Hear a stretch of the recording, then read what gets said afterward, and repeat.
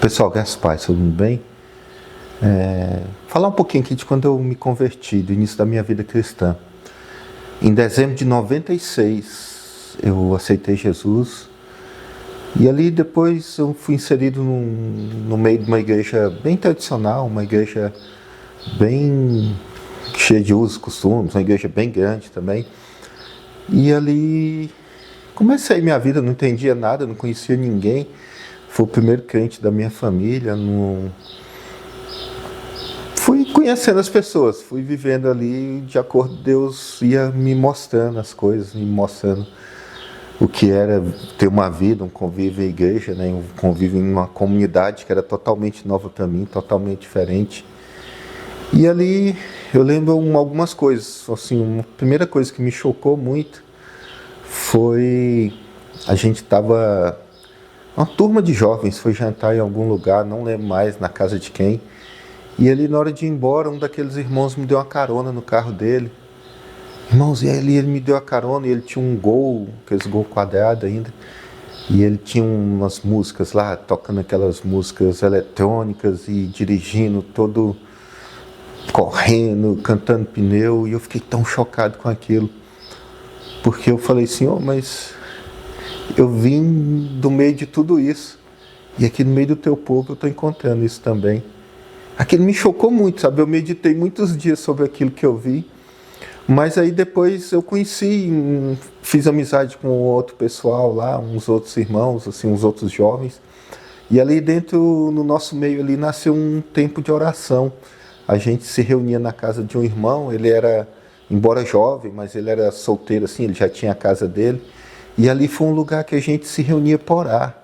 Ali foi o nosso refúgio, né? Então, quantas noites a gente passou orando lá, à noite mesmo, a gente passava a noite orando, ou orava, começava 9 da noite, ia terminar 2, 3 da manhã, e aí todo mundo ia para casa, ninguém tinha carro, ninguém tinha nada, todo mundo, quem era o mais rico lá tinha uma bicicleta, e ali a gente passou aquele tempo de oração, e ali Deus nos abençoou muito.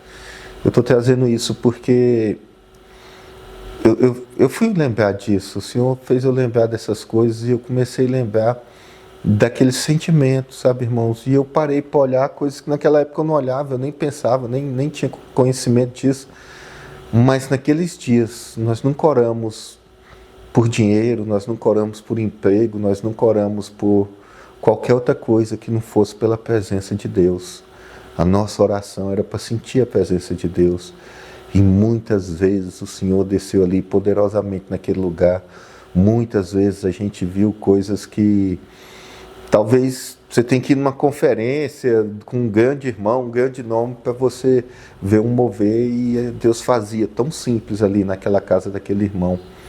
E eu vou contar algo que aconteceu, eu já contei na igreja, às vezes eu conto isso porque foi algo muito marcante para mim. Uma vez a gente estava orando, todo mundo lá orando no quarto e de repente começou um barulho de chuva muito forte. E a casa do irmão não tinha forro e quem já passou chuva em casa só de telha de barro, sabe que respinga em você. E ali o irmão que estava orando na hora, ele falava assim, Senhor, está chovendo lá fora, mas faz chover aqui dentro também. Irmãos, eu senti os respingos no rosto. E eu lembro que até eu quis sair um pouco ali da presença, que eu comecei a ficar preocupado. Eu falei, eu tenho que ir para casa, minha casa é longe, eu ainda vou molhar, amanhã eu trabalho. Mas graças a Deus, e ali passou rápido essa preocupação, e ali Deus se manifestou de uma forma poderosa. Ali a gente sentia Deus tão presente, a presença do Senhor era tão real naquele lugar. E tal, nós saímos, paramos, aí depois a gente sempre ia comer alguma coisa ali, sempre tinha um pão, alguma coisa para a gente comer antes de ir embora.